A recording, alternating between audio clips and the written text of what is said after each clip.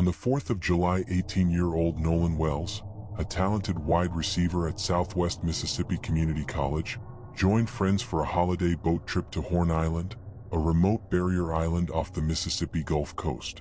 The island was crowded with partygoers, but it offered no cell service, shelters, or facilities.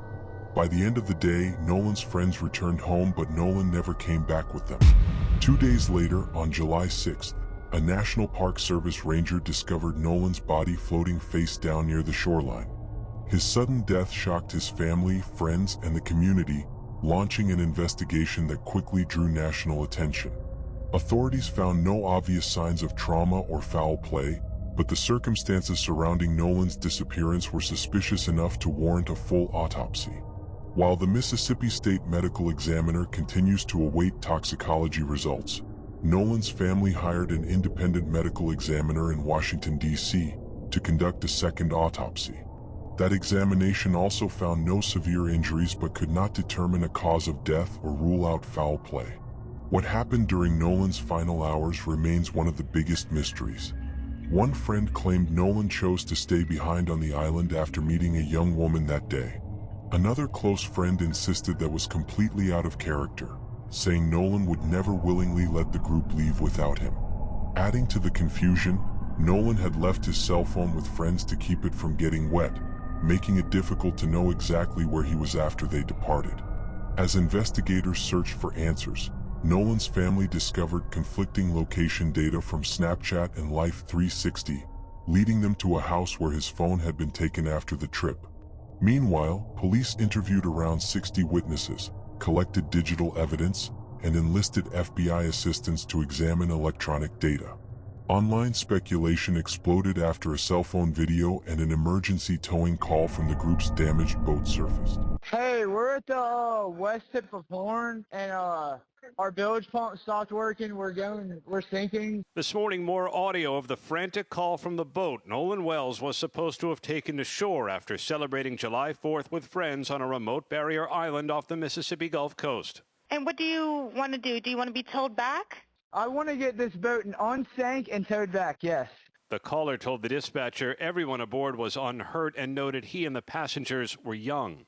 There are 0 adults on board. Nobody here is over the age of 21. Documents obtained by ABC News show that boat set off for Horn Island just before 10 a.m. the morning of July 4th. Wells and his friends arrived at 11:14. For the next 5 hours, the boat was stationary until it left at 4:31 p.m. without Wells, moving at no more than 4 knots. Whatever problem the teens reported was resolved about an hour later at 5:25 when vessel regains normal operation and begins accelerating at 30 to 35 knots.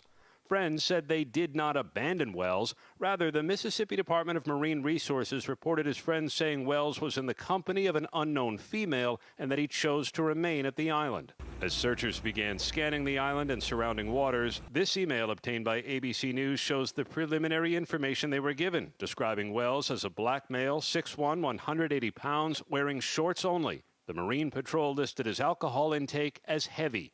The state's autopsy, including the results of toxicology tests, is pending. Social media users claimed the recording contained references to Nolan or signs of panic before he disappeared. However, one of Nolan's friends clarified that the angry voice heard in the viral video was actually his during an unrelated argument. The towing call became another source of intense scrutiny. Audio experts warned that social media enhancements of the recording could be misleading because aggressive filtering can create sounds that never existed. Proper forensic analysis requires the original recording, specialized equipment, and careful documentation to avoid false interpretations. Nolan's family has since hired independent audio experts, while investigators are expected to conduct their own forensic examination. As speculation grew, some questioned whether race played a role in Nolan's death, noting he was black and had spent the day with mostly white friends. Law enforcement officials say there is currently no evidence supporting that theory, though many acknowledge Mississippi's history has fueled public concern. At the same time, Nolan's friends and their families say they have received death threats despite cooperating fully with investigators. At Nolan's funeral, mourners of all races gathered to celebrate the young man remembered as kind, protective, and devoted to his family.